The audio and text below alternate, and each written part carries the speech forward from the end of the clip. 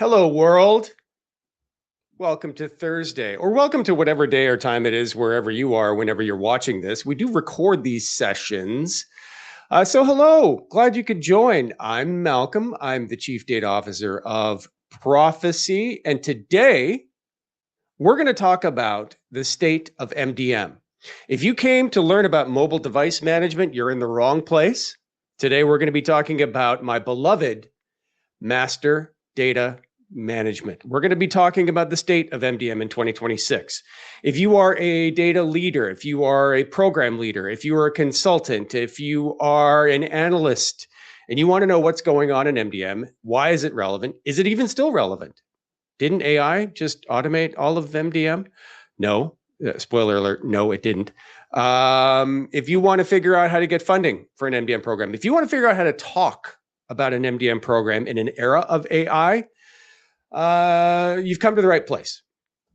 We're going to give a couple of minutes for everybody to join. But keep in mind, my friends, this is a live event, so that means it's interactive.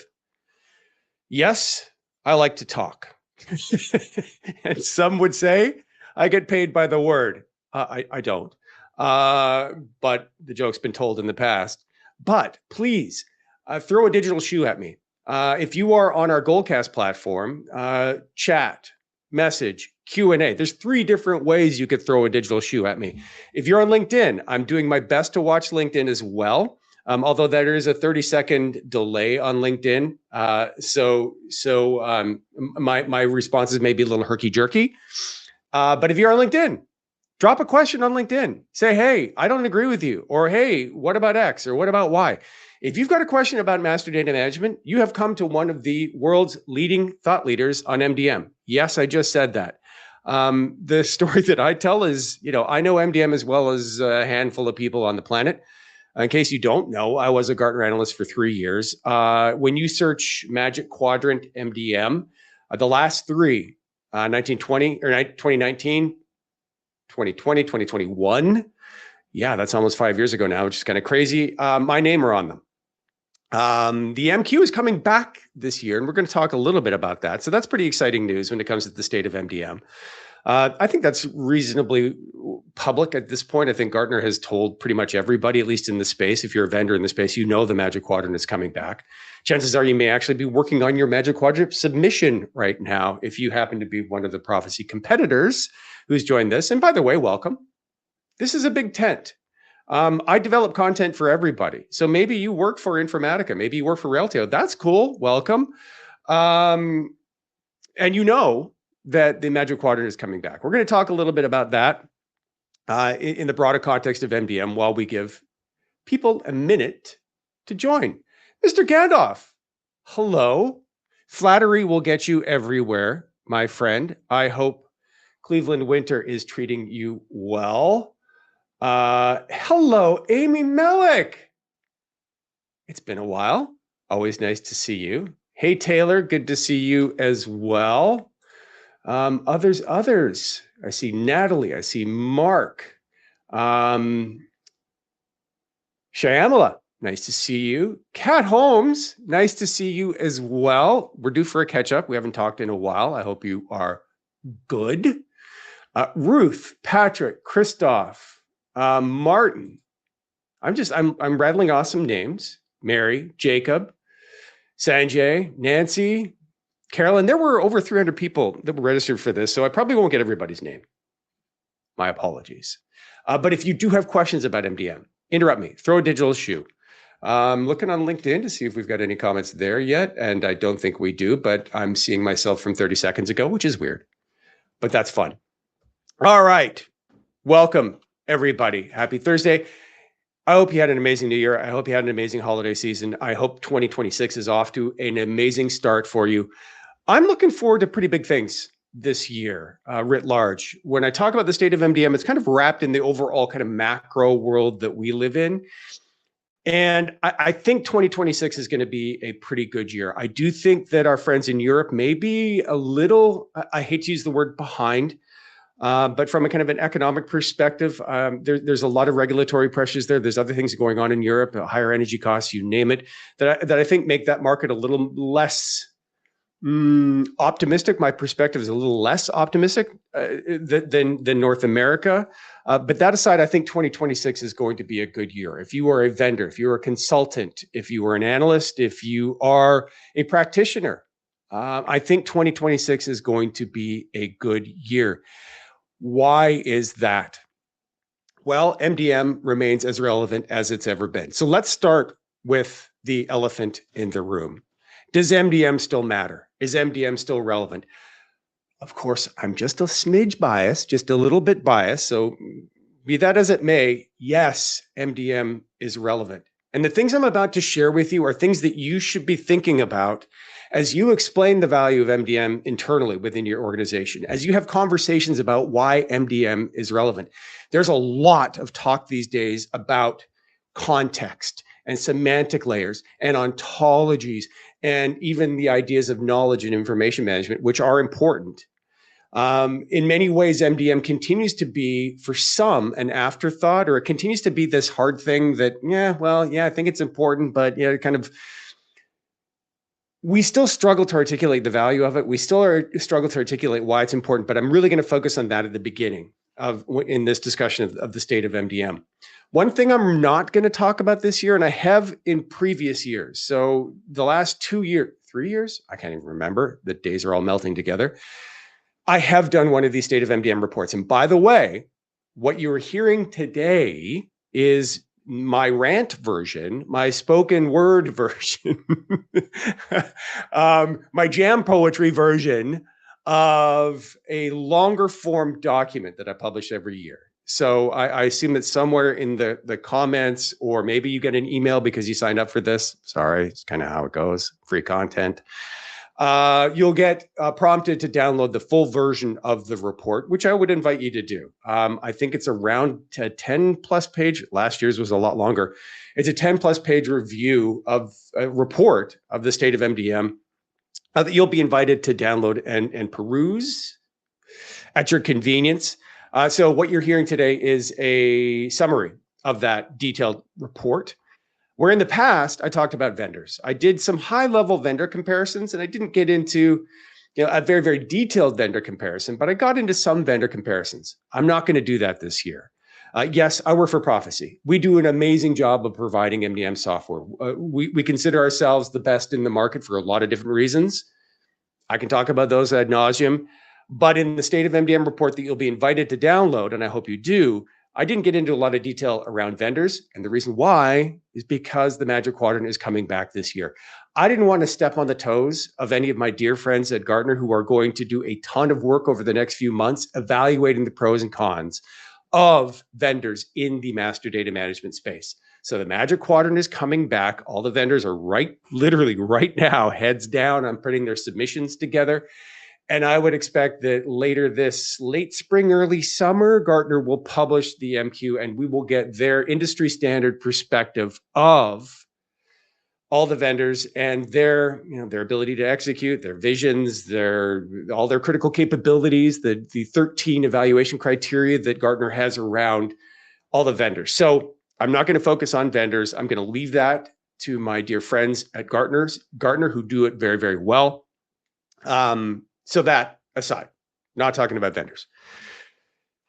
Is MDM still relevant in 2026 in an era of exploding agentic AI workflows and Gen AI and AI, and in an era of a focus on context and semantic layers and blah, blah, blah, blah.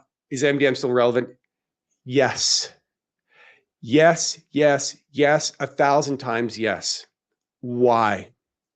Well, to understand the full state of the world, to have confidence in analytics, to have confidence in AI, to have confidence in anything we do in a data function, I think two things must be supported. And I must thank my dear friend, Scott Taylor, the data whisperer, who's been saying this for years and years, and he's been right for years and years. Two things must be delivered. That is meaning and truth. The world of context, the world of graphs, the world of semantic layers, the world of knowledge management. This is the world of meaning. What do things mean? MDM lives in a world of truth. Truth. What is accurate? Is John Smith the same thing with John Smith with an H, the same thing as Jon Smith, or are these two different things? We, my friends, are the arbiters of truth. We always have been, and we will continue to be the arbiter of truth. And meaning without truth is confusion. You can have a semantic layer. There are amazing solutions out there. You could even have a data fabric. You could have Microsoft Fabric. You could have any one of the many very capable semantic layer solutions out there, like a Denodo or Picket, right? There's lots of them that do this. Even data virtualization solutions do this to a certain degree. You could link a customer table to a prospect table, to a leads table, even if you wanted to. You could, at an object level, right? The customer object or the account object or the prospect object, at an object level, you could link them all together to understand that they are semantically similar, or maybe even semantically the same. So you could write one SQL query and hit 15 tables in the back end. Very, very useful. But connecting things at a schema level is very different than connecting things at a record level. That's where we live. As MDM people, this is what we do. We create truth at a record level. And I cannot imagine anything more relevant in an era of Gen AI. When we have a technology that is extremely flexible, extremely powerful, and very exciting, and yes, I think transformational, that likes to make stuff up. We know it does. It does all the time. We need to anchor this technology in truth. Where does truth live? It lives at the record level, and it lives in MDM systems. So this, my friends, is why the state of MDM remains strong, even while many of us can continue to struggle to tell the story that I just told. So I would invite you, if you are trying to get funding, if you want to expand your MDM program, if you want to go buy some MDM software, if you want to go do MDM on an Excel spreadsheet, doesn't matter, you can, wouldn't advise it, but you can. And you need to start telling the story to people who can give you money to do it. Start telling it in the way that I just did. Let's get passionate about MDM, and let's get passionate about the truth, because we are the arbiters of truth. MDM is the arbiter of truth. It is literally the connective tissue around the business processes that matter the most. Quote to cash, procure to pay. Every time you see the word to, that's a connection between one department and another department, one domain and another domain, one business process and another business process.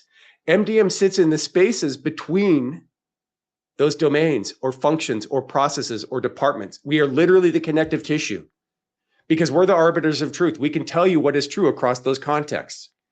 But this is, I'm starting to get into one of the changing dynamics of the MDM space that we need to come to terms with, which is the idea that context is king. Context does matter. Context has always mattered. We've always known this to be true.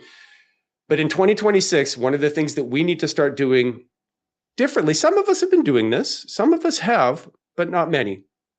But in 2026, to be excellent at MDM, we need to start embracing the idea of context more.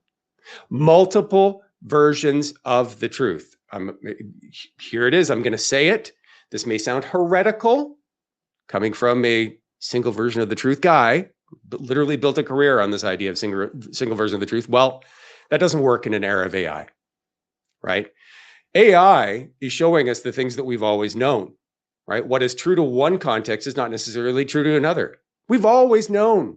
Anybody who has tried to get into bring people from marketing and finance, put them in one room and get them to agree on a customer definition. If you've tried to do that, and I have many times, this is real gray hair, my friends. If you've tried to bring these people into a room to get them all to agree and kumbaya around a single definition of customers, good luck. It's not going to happen. The way that marketing looks at the world is different than the way that finance looks at the world, and they can both be correct at the same time. However, that doesn't mean that we don't need to solve for that shared definition where business processes require it. Two things can be true at the same time. You can have domain-centric definitions of customer, of prospect, of lead, of account, of product, but you also need cross-functional definitions that work as well. One way to think about this is that truth, the notion of truth is contextually bound. Just is, always has been. Marketing's truth is different than finance truth, right? However, within any one bounded context, there can be only one version of the truth. This is something that we as MDM practitioners must embrace in 2026 and beyond, which is the idea that truth, accuracy, is contextually bound and there are multiple contexts. But within that one context, there can only be one version of truth. And these contexts exist roughly on three levels: functional, cross-functional, enterprise-wide. And we need versions of the truth across all of them. Sometimes, yes, we will need to drive consensus where our business processes require it. Quote to cash, where data is flowing from a CRM system to an ERP system. You've closed a contract, you've won a deal, closed one deal, fantastic, hip, hip, hooray. Now that contract needs to go into your ERP system so revenue can be recognized against it. In that time, in that moment in time, there needs to be some agreement on what a contract is. Okay, that can be true at the enterprise-wide or cross-functional level, but at a domain level, there could be potentially another definition of customer that is used within marketing analytics. At the same time, somebody's in finance using a different definition of customer for more financial rollouts. Yes, this is going to create more of an onus on us to really nail governance and to be clear about governance and to be clear about how these things work. So the trade-off for this adaptation of embracing multiple versions of the truth is that we need to get better at governance. Why? Well, because instead of one version of the truth, there are multiple versions of the truth, and we need to be aware of all of them. We need to be aware of all of them. We don't necessarily need to own all of them. We need to be aware of them. And this is kind of thing number two that is changing around the state of MDM. I would say historically, what I just described, by the way, could best be aligned to what is known as a federated architecture, right? Where there is some idea of central control, right? But with domain autonomy, this happy marriage of the both of them, right? To some degree, where it is appropriate, where centralized control is appropriate, and I would argue cross-functional workflows is where centralized control is appropriate, but domain centricity also exists and allow you to do those things at a domain level when it's appropriate. One way to think about this is a 3-ring Venn diagram. 3 rings in a Venn diagram. Outside the perimeter, that's all the data sitting in Salesforce that nobody outside of marketing cares about, right? That's like your 200 fields in your customer account. Let sales do whatever they want, right? The middle is master data. That data, when it is shared, needs some consensus around definitions, needs some consistency around structure, the things we've always done. But there can also be a customer definition for marketing that exists for marketing alone. But we, within a centralized IT function, need to be aware of that and need to help with that and coordinate that. I would argue historically, marketing's gone and done that anyway. They've gone and bought their CDP. They've gone and bought Adobe, whatever it is. They maybe even bought their own MDM to stand up their own definition that has kind of coexisted beside the central, more cross-functional definition of MD or of customer. We, as a centralized IT function, or as a data and analytics function, need to be aware of both and need to be coordinating both and need to be helping with both and helping define and leading governance efforts for both. So this idea of multiple versions of the truth and more of that's kind of one thing that's changing and we need to adapt to. And number 2 thing we need to change is we need to be intentional about embracing a federated architecture. Historically, it's been kind of haphazard. We've got there just because the domains have basically gone and done their own thing, right? It's kind of what I see historically is that I'll ask companies, oh, what's your architecture? So highly federated, but it's not really federated because there's no centralized coordination. There's no oversight from a centralized data team over what's happening in the domains. There's no participation from a central data team from a stewardship perspective or a governance perspective into local domain-centric efforts of what's happening. We need better coordination there.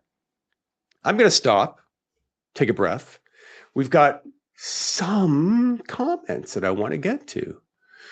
Hey, from Kat, thank you for your last post on LinkedIn that I interacted with. Here's my question. Does the SAP view of MDM need to change in the face of Gen AI? Is their concept of single source of truth in a system of record preferably theirs? Well, there's many things going on here. And by the way, great to see you, Kat. Thank you for coming. There are some vendors that want to keep you in their walled garden, right? And there are some vendors. I mean, it's not just SAP, it's Oracle, it's IBM, it's all of them, right? It's all of the suite. And I'm not talking about things that make your teeth hurt, SUITE. The providers of suite-based solutions want to keep you within their walled garden. I mean, this has been Oracle's strategy for the last 15 years plus, right? SAP's been their strategy. And if you are using only SAP software, top to bottom, front to back, if all you're doing, everything, like there's no separate CRM, there's no separate digital marketing platform, there's no separate HR management, there's no separate. If you are top to bottom SAP, then that's it. Go MDG. You don't need anything else. But I've never seen an environment that looks like that. But then SAP is sufficient, and it's a great solution within the SAP environment. The problem, as anybody who's worked with SAP knows, as flexible and as awesome and as wonderful as it is within the confines of SAP, getting data in and out is a bear. There are monetary impacts of getting data in and out. They're changing with some of their announcements recently related to Databricks and some of the stuff they're doing there because they had to. But getting data in and out is a bit of a bear. There's some of their licensing related issues that can be a challenge. APIs aren't the most flexible and easy to understand. Thank goodness S/4HANA data structures are a lot better than they used to be. Good grief, ECC. Anyway, I could go on. If you've worked with SAP, you know what I'm saying. Historically, there's been a lot of good reasons for why you would want to get data out of SAP and do MDM related stuff to it outside of SAP, more flexible, more friendly licensing concerns, easier integration patterns, a lot of reasons why people take data out of SAP and put it into other systems to do MDM. There's a lot of reasons why. The first one being is that if you've got other systems that aren't SAP, if you've got like Salesforce, if you've got multiple systems in the marketing world, you're going to have to normalize that data one way or another. Are you going to normalize it to SAP structures, or are you going to normalize it to some net new structure that's going to be more flexible than SAP ever would be? That's what I see over and over and over again, is even when companies are like 50% plus SAP, there is still a business benefit to getting that data into another system that is far more flexible.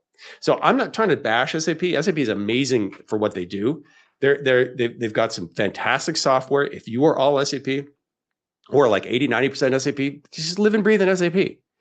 But the minute you've got a lot of data coming from other sources that isn't SAP, and you have to deal with some of those peculiarities and some of those challenges related to getting data in and out, data structures, data definitions, it's a lot easier for a lot of people to just go net new, greenfield outside of SAP. So I hope that answers the question, Kat. Thanks for coming. I'm looking on LinkedIn. Hey, Beth Bauer, nice to see you. Roger Nixon, hope things are well in Ireland. I will be in Ireland in March for a summit in Wexford for my friends at Castlebridge Consulting. Dara O'Brien does an event the third week of March, just before St. Patrick's Day. Can you believe I may be in Ireland for St. Patrick's Day? Be amazing. Hope things are well for you. Just checking your domain specific. I'm looking at your question, Roger, on LinkedIn. Do you have domain specific truth to eliminate the enterprise truth? No, both can be true at the same time. So there are multiple versions of truth. It depends on your perspective. This is something else that we as MDM leaders and practitioners and data management leaders and practitioners need to embrace. Right? This idea of context centricity, the idea that governance rules should be determined by use. How is data being used? Not by these deterministic rules that we have set in advance, roughly related to data quality rules, data definitions that exist in a vacuum, which is kind of what I would argue we've done historically. Context and use of data need to be driving how we define accuracy, how we just define something semantically to begin with, right? How is it being used? And that is different than just saying, the domain. For far too long, we as MDM practitioners have been focused on this idea of domain, but without even really understanding what that means, right? How is customer data or supplier data or product data being used? How is it generating value? Once it leaves the MDM hub, where is it used? What analytics does it appear in, right? What operational processes is it used in? It's those usage patterns that will determine optimally in the future what the governance policies are related to that data, including all the governance policies that live in an MDM system. So, two versions of the truth. Two things can be true at the same time. Now, again, this does put a premium on well buttoned down governance processes, right? Governance is never going away, right? It's not going away. Will we automate some? Yes, of course, we will automate some things. We'll start with augmentation. That's already happened, where AI is recommending master data models, where AI is recommending data quality rules, where AI is starting to recommend match paradigms and match rules within MDM systems. Those things are happening. Augmentation is happening. Will we get to automation? Yes, of course we will. Of course we will. Some things will be fully automated based on the domain, based on the use. There will be marketing workflows that can completely tolerate 60, 70% match rates and be fine with it, right? And I'm not saying that that's something we should shoot for. The customers are going to tell us. Marketing is going to tell us what's good and what's bad, right? There will be other use cases, finance, audit, compliance, where 90% plus is going to be the expectation. So it is how the data is used will determine the rules for it, right? This is what my friends at Gartner would call a more adaptive, I'm saying it context aware, but a more adaptive approach to governance. We must embrace these flexible models because this is how Gen AI works. It is probabilistic. What is true in one sense may not be true in another. What works for marketing may not necessarily work for finance and vice versa. We've always known this to be true. But in 2026, the companies that embrace this and start managing their MDM programs this way, by the way, technology's always done this.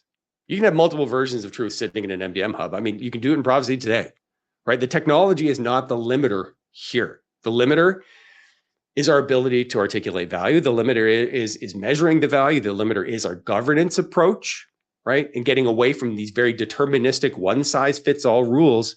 No bueno. Will not work in an AI-driven era. So nice to see you, Roger. I hope I answered your question. Bert asks, what is the solution for documenting all these different contextual truths? Is a data catalog sufficient? It's a good start. It's a really good start. And that's where it exists today. One of the trends in MDM, and I call this out in my detailed document, is this kind of, I hate to use the word convergence because it's not the right word. Let's call it convergence. It's fine.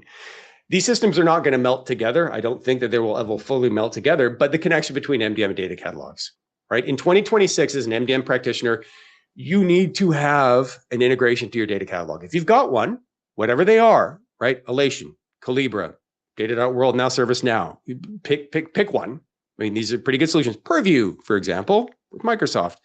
You need to have an integration between your MDM platform and your data catalog. This is increasingly it's not a nice to have, it's table stakes. You've got to have this, right? So yes, right now, these data catalogs are the de facto place where these rules will be captured, right?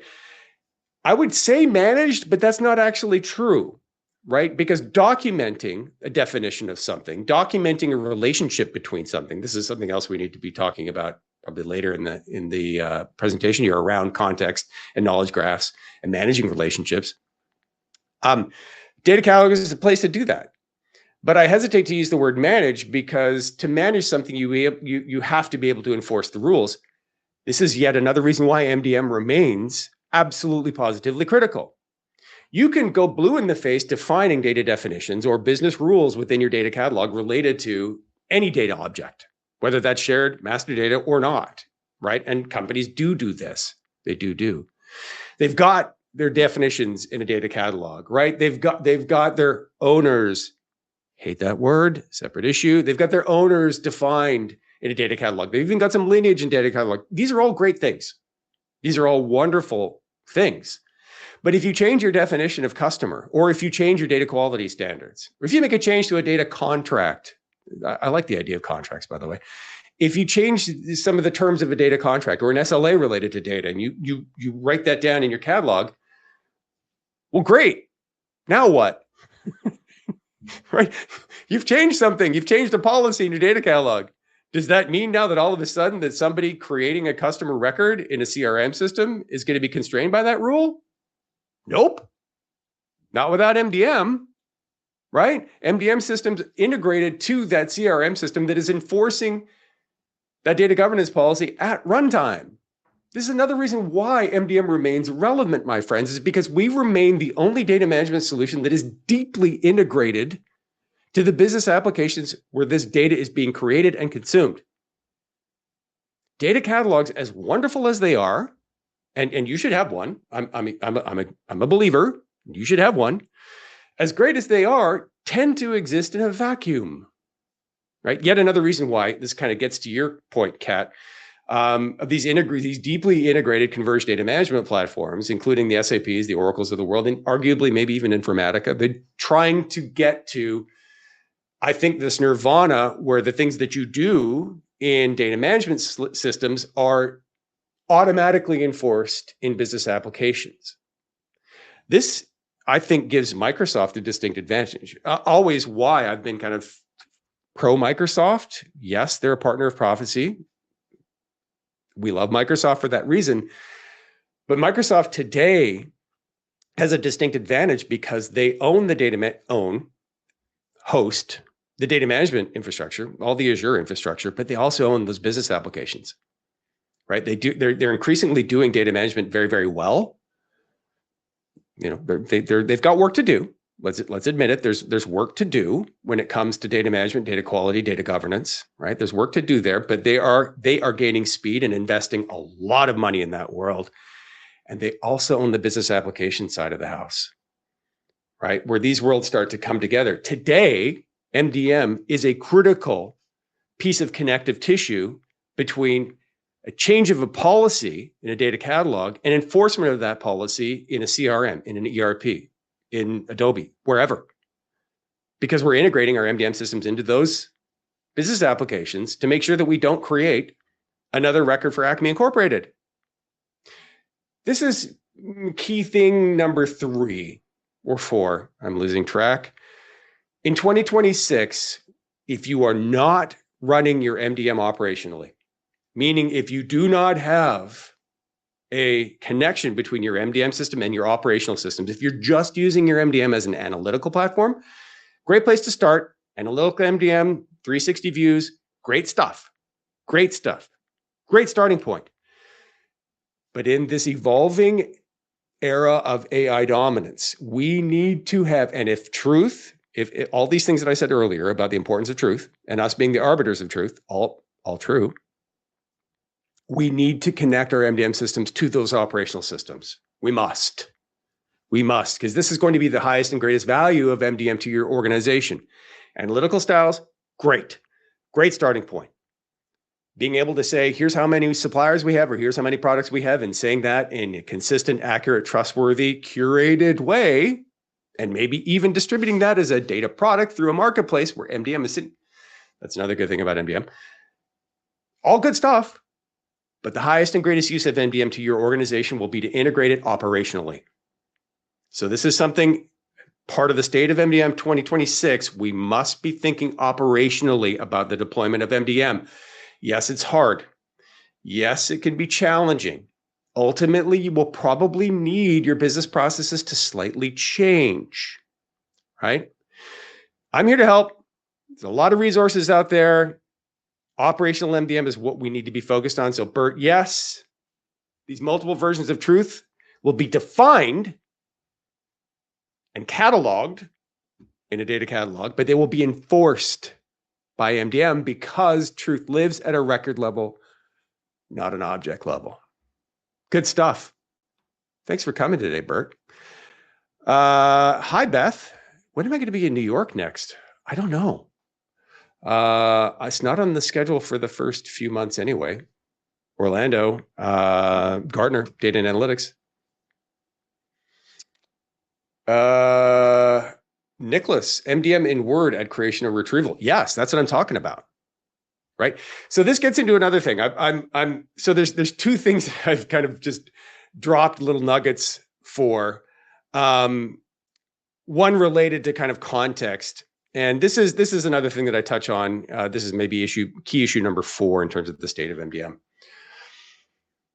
MDM is as relevant as it's ever been because we're going to need to master, I'll just say master, unstructured data.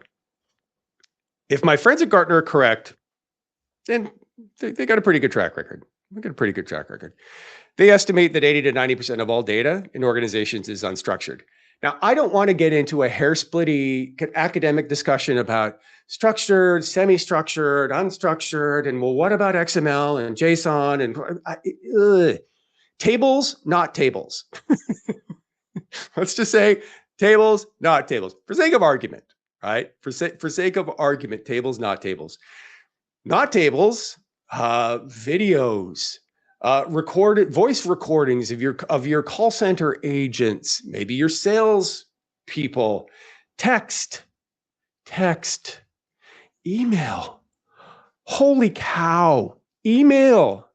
Do you know how much information and insights is sitting buried in email servers? SharePoint, Word docs, all of it. We're sitting on a gold mine of insights. There is master data and master data related insights buried in all of that stuff. Stuff meaning unstructured data. In 2026, you will start to see the early beginnings of what I would call the mastery of all of that data. The connective tissue is going to be some technology, right? There's going to be knowledge graphs. There's going to be vector embeddings. There's going to be a few other things that help us make the jump from the world of measurement, BI, traditional MDM, and the world of meaning, knowledge management. Okay. There are people right now, my friends, it's probably in your company that are managing learning management systems, knowledge management systems, content management systems, like people in marketing managing content management, images, videos of your products, descriptions of your products, maybe even of your customers, right? There's a whole other world out there of knowledge management that we need to bring together, that we need to integrate. And we need to start mastering that data. Do we need to master all of it? No, of course not. Pareto is going to apply, right? 20% of that data will hold 80% of the value. But trust me, there's a whole other world out there of unstructured data that we need to start mastering, that we need to start applying a truth lens on, because it's necessary.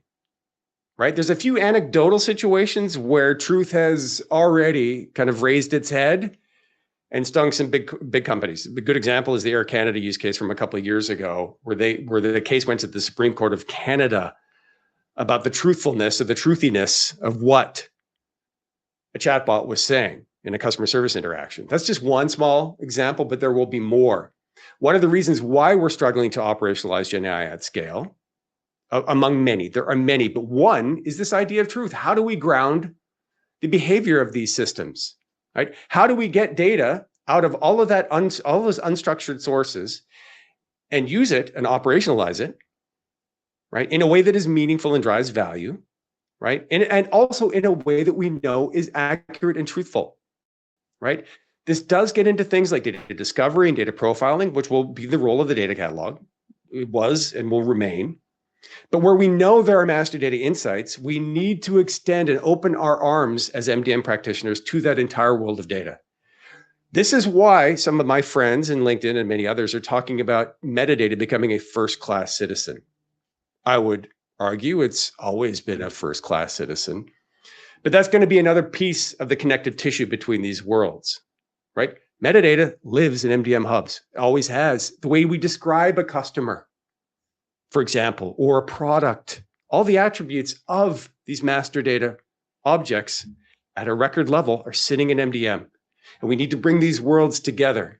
This is another reason why I'm really bullish in the short term about job prospects in this field, right? There's a lot of people doomy and gloomy about, automating stewardship and automating all this. Do me a favor and look up this idea, something called Jevons paradox. So the idea of a kind of induced demand. And you've seen this, right? Every time they do a road construction project in your city or town, right? Widening the road, 2 weeks later, the traffic is just as bad as it ever was, right? That's Jevons paradox at play. And I think that we'll see this. If we figure out how to start extracting value and enforcing all of the great things that we always do related to truth, accuracy, consistency, trustworthiness, if we start doing those things into these data sets that I was talking about, right, there will be more and more demand for the things that we do than there ever has been before. Ever. There will be a greater need to try to find out how to act, to do stewardship at scale against some of that data. So yes, we will rely on augmentation. Yes, we're going to rely on AI. But these policies, maybe they start to create themselves in time, but there's so much data out there we need to start to get our arms around. So in 2026, we need to start embracing the idea of unstructured data. I would argue we do need to structure that data in some way. Maybe it's through tagging, right? Metadata tags on all of that data. Maybe it is through more automated ways of structuring that data, right? And unstructured text to structured data. These technologies exist. We've been doing this for a while. And then applying governance policies to them through MDM to ensure that things are truthful and accurate and consistent. Trustworthy, as it were. One could say 2026 will be the year of trust. There are many people actually saying that. It always has been important, and we've always been at the center of that equation. Peter, hello, my friend. Happy New Year to you as well. Data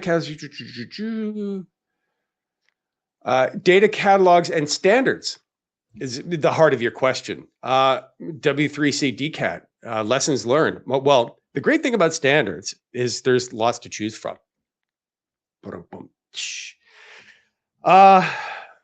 Yeah, standards. Always been a problem. And this really becomes relevant when we get to company, right? I happen to believe that MDM, and this again gets into Jevons paradox, this gets into the future of MDM. And I've been saying about this stuff, I've been saying this for years, but when we look forward on MDM, if MDM is really, really good at breaking silos within one company, right? Just imagine that an entire company is a silo. And that entire company is existing in a very complex workflow, like a complex global supply chain. These problems already exist. Data sharing across these companies, right? Establishing a shared language across those companies. This is what drives the creation of these standards, whether that's at a lower atomic level, like metadata, or whether it is at kind of a higher level.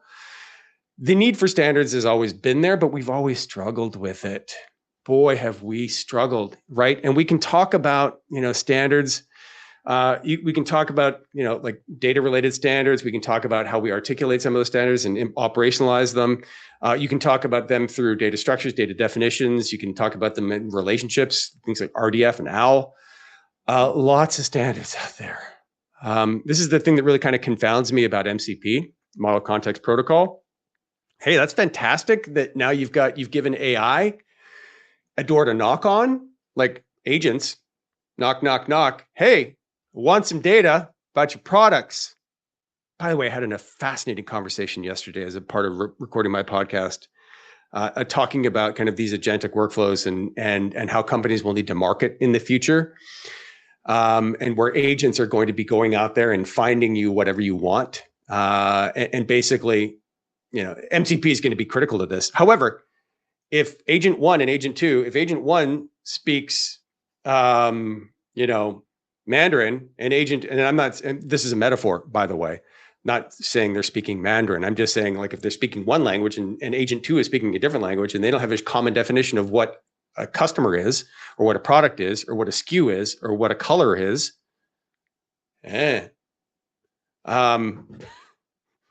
So we'll be right back to, consortiums. I think that, a few of the big companies have talked about consortiums for MCP, agreement on definitions. I don't know, man. I don't know.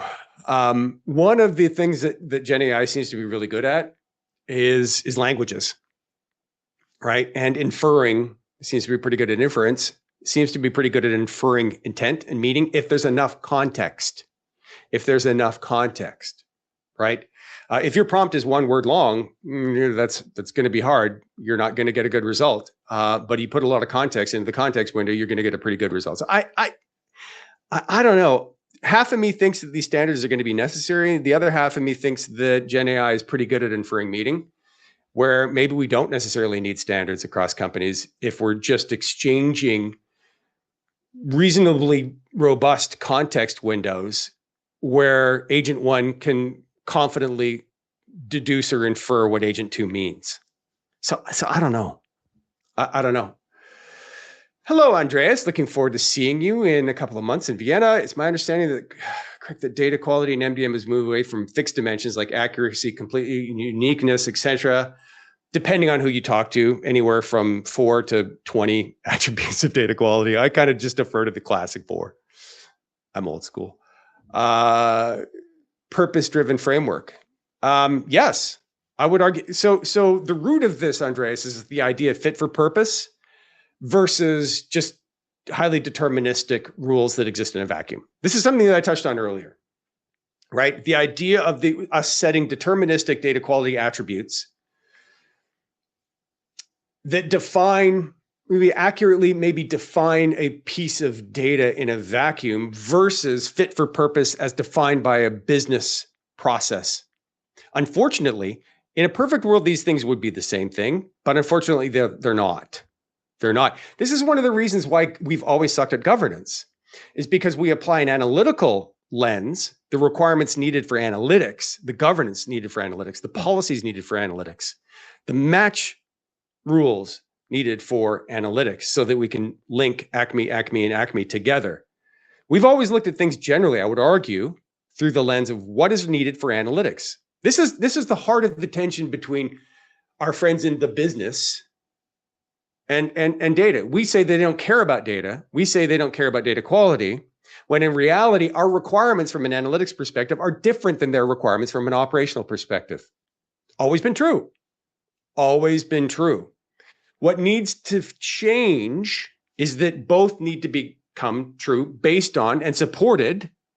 And we, as data leaders, can't shake a finger at somebody when something looks a little different in Salesforce, but everything's working perfectly fine. SLAs being hit, contracts being executed, sales processes working flawlessly. And just because something in Salesforce or CRM or any other operational system doesn't necessarily conform to our analytics requirements doesn't mean that it's bad or wrong or broken. It just means it's a different context. And this idea of an analytical context versus an operational context, both need to coexist in an MDM platform in the future. Both need to. This is, again, what I mean by context and use driving governance policies. This is what we need to get to. Hopefully that makes sense. Fabienne, nice to see you. Oh, Faisal, a question in the highlight. Good to see you. In the recent podcast, did you mention tying value to MDM? I always mention tying value to MDM. While I still have your book read, yes, I would be thrilled if you read my book, The Data Hero Playbook. Speaks to the mindsets needed to break away from these highly deterministic ways of thinking to these more probabilistic ways of thinking. I'd be thrilled if you checked it out. Well, I still have your book. Have you seen narratives work, especially around direct causation rather than we enable this value, but it's up to use case teams to realize it? Okay, so value exists on a spectrum. Oh, and data products. That was something else I was going to talk about. Data products. Can't forget about data products. Because data products aren't going away, and I'm increasingly a fan. But value exists, or let's just say value attribution exists on a spectrum. All the way at the left-hand side, do nothing, have no metrics, don't track value at all. On the right-hand side of the spectrum, fully causal-based connections where you can say with a high degree of probability that this $1 invested in MDM yielded this $15 in supply chain optimization. Spectrum, okay? Do nothing, to fully causal models. I'll be honest and say I've been doing this decades. Two or three companies that I've worked with have built fully causal models. They are expensive. They require A/B type controls. It's been manufacturing companies and two manufacturing companies and one pharma companies that actually built some idea of a causal model. They're expensive, and I would argue completely unnecessary. They're great. Sounds great. I'd love to be able to tell that story that $1 invested in MDM or €1 or 1 shekel or one whatever yielded greater than 1 shekel return. I'd love to be able to do that and say that with a high degree of probability, but it's unnecessary. It's unnecessary. I would argue that we can model this. And yes, even some reasonable correlations would be pretty good. Correlations are sitting kind of closer to causality, but we know that correlation is not causality. But we can build some correlations. Somewhere in the middle of that spectrum, we can start to guesstimate, build attribution models that guesstimate the impacts, where we track investments and we track outputs of the system, behaviors of the system, where we attribute one to the other. A lot of data leaders scoff at that. Here's the reality. Our entire business runs on attribution models. All of it. Can marketing tell you with certainty that $1 invested in this billboard is going to add $1 in revenue recognized? Nope. Can marketing tell you that $1 invested in an event is going to yield to $1 plus from a sales perspective? No, of course they can't. Can HR tell you that $1 invested in an employee satisfaction program or a fitness reimbursement program is going to equal $1 more in productivity from that employee? No, they can't.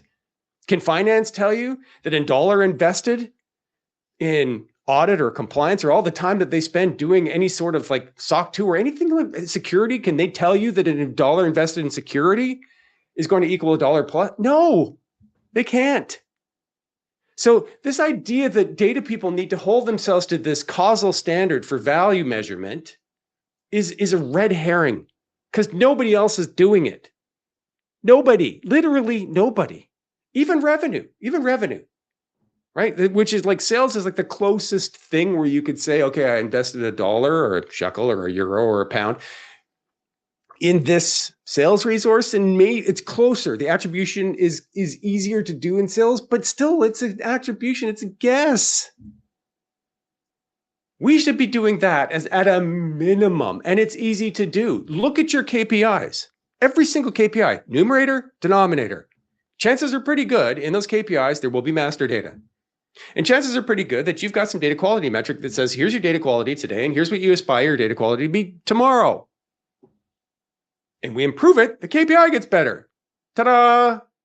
Like, can we do that? Yeah, we can certainly do that. So this is something I've been talking about for years and years and years. Value measurement exists on a spectrum. We don't need causality. Nobody else in your organization is measuring causality in terms of their investments. Nobody. Not the chief revenue officer, not the chief HR officer, not the chief procurement officer. Nobody. Building those models that are good enough where you sit down with people in finance. Boy, my Canadian accent just came out. You sit down with Canadian, I don't know why that happened. You sit down with people in finance, you sit down with people in the business units and where you say, hey, we really want to improve our data consistency, our accuracy, our trustworthiness. Here's where it is today. And here's what I think we can do if we work together. Do you think that would drive 5% improvement in your sales conversions or 5% improvement in cost of goods sold? Whatever it is, we can do those things. We absolutely can, and we need to. Oh, Fabian, yes, data products. Okay, so State of MDM 2026 talks a lot about data products. My friends at Gartner would call master data the ultimate data product. And it is.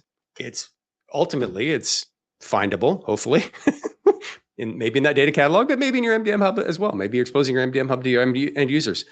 But it's curated, it is governed, it's stewarded, it is a gold master, right? And if you want to embrace a medallion architecture, gold, silver, bronze, fine. That's cool too. Whatever label you want to put on it, it's ready to go. It's trustworthy. Here's a data product. Master data objects, master data records are the ultimate data product. And if you want to start on data products, focusing on MDM is a great place to do it. Now, I would argue, my friends, that's not nearly enough. The changing nature of our organizations, the changing nature of our industry is that we need to focus on product management, not just products. So when I hear people say, well, it's product thinking. Well, you can't do product thinking without product management. Product management is a discipline, just like master data management. Product management's been around a long time. Product management talks about things like user-centric design, doing a really great job at capturing user requirements, solving specific problems in a way, by the way, that customers would otherwise be willing to pay for. That's my definition of a data product. Data product is something built by a data and analytics team that solves a specific customer problem that customer would otherwise be willing to pay for. That last bit is important. And you just heard my rant about quantifying value. Here's a thought exercise. And by the way, just a thought exercise, but wouldn't it be amazing, just think about this, if you had a price tag on every item in your store? Or conversely, I made a LinkedIn post about this. Imagine walking into a store or maybe even a data marketplace and there's no price tags on anything, right? This is one of the reasons why a lot of organizations kind of struggle with the fact that they can't keep up with ad hoc reporting requests. Because when the price is zero, if I walked into a store and everything had a price tag of zero, I'd grab it all. I'd grab everything, right? Because there's no cost to me for grabbing everything. I would literally take everything off the shelves and I would hoard it because I'm a human being. And rainy day, plus, I'm me. Plus, I'm going to go hoard it all because there's no cost, right? Imagine a world where we could actually put a price tag on things. This is the world that a product manager thinks this way, right? How much does it cost to create that thing? And what's the value being delivered when we sell it or operationalize it, right? And could we do the same in the data function? Could we do the same in an MDM function? Yes, I think we can. Now, am I saying need to go put a price tag on every master data object sitting in an MDM hub? Not yet. But there's two sides of the equation, right? Value, loosely defined, right, is the benefit and the cost, right? Another formula. We like our formulas, right? This is ROI, right? We should be understanding what the cost to create a master data record is. We should be doing that. And we should be measuring the value. We should be. This is something we should aspire to. And if we knew that the things that we were doing were driving value, which I know they do, getting back to my rant about truth, we know they do. If we're that confident, well, maybe in the future, we are able to actually put a price tag on something. It's a thought exercise. But the whole thing here is product management. Start thinking like a product manager, like you're building products to solve customer solutions. That's how we need to be thinking, not product thinking, not data mesh product thinking, not that product thinking, because the shift left gets us farther away from customers. Shift right gets us closer to customers. We need to be shifting right. As MDM practitioners and leaders, we need to understand how our data is used. We need to understand how master data drives value. We need to understand why people do what they do when they create new customer records or new product records or new supplier records. We need to way to differentiate ourselves from AI and all this augmentation and automation is to be business process experts, become internal consultants. Great way to protect yourself from AI. Boy, I have gone on a rant today. Hi, Malcolm. Henying, thanks for coming today. Thanks for hosting this session. Do you see enterprise AI initiatives, AI readiness driving adoption for MDM? Yes. Yes, but with a twist. With a twist. There's work to be done to bridge the worlds of structured data sitting in MDM and large language models. Large language models prefer context. They prefer narratives. They prefer text, right? One of the ways that we're bridging that world today is through knowledge graphs and a few other technologies that are embedded in these complex RAG patterns. And I see these technologies will be evolving. So yes, the short answer is MDM will play a role here. And it all is about truth. It's about truth. There's work to be done from a technology perspective to be able to allow us to surface that truth that is sitting in relational data stores today at runtime to these LLMs, right? And this is some of the things that you're seeing with these AI POCs where companies are finding new and novel ways through knowledge graphs, through vector embeddings, through other tools to get that data into a format the Gen AI can consume through a complex RAG pattern. We're making progress here. The short answer is yes. However, the way we think about these things needs to change, right? And I talked about this for the first 15 minutes of our conversation today. What do I mean by that? Deterministic rules, right? In a very deterministic system, BI, right? Our reports, our dashboards. BI ready is not the same thing as AI ready. BI ready is very deterministic, right? You can define the rules in a vacuum. You can make data quality rules independently of how the data is used, I would argue. This new world that we're going to is very probabilistic and very context driven, right? Where we need to adapt to this thinking about the world in a very probabilistic lens. So we're at the top of the hour. There's been a lot of questions. I've been going deep into my MDM thought bubble here. I'll do my best to answer all the questions offline in the next couple of hours. I'm so thrilled that you took an hour out of your day to join me.